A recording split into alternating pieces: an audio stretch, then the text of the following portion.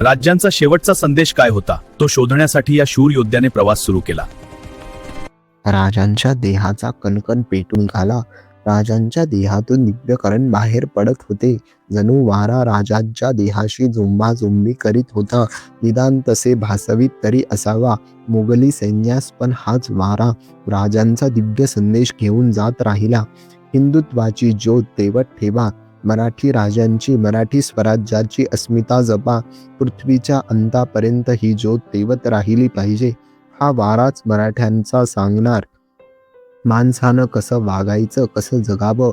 तरी संभाजी राजांसारखं जगायचं असेल तर दिव्य त्याग करा. स्वराज्यनिष्ठ राहा. स्वधर्माचा अभिमान बाळगा. अस्मिता जागृत ठेवून जगा. मृत्यू आला तर त्याच्या समोर आमच्यासारखे बेडरपणे जा. अस्मितेशी, आत्मतेजाशी तडजोड नको.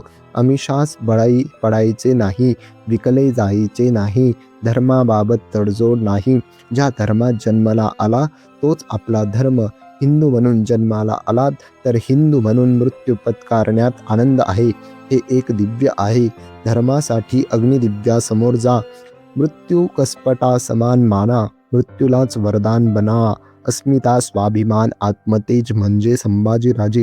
हिंदू कोण तर शंभूराजे. निश्चयाचा महामेरू कोण शंभूराजे. धर्मात्मा कोण शंभूराजे. धर्मपुत्र कोण शंभूराजा.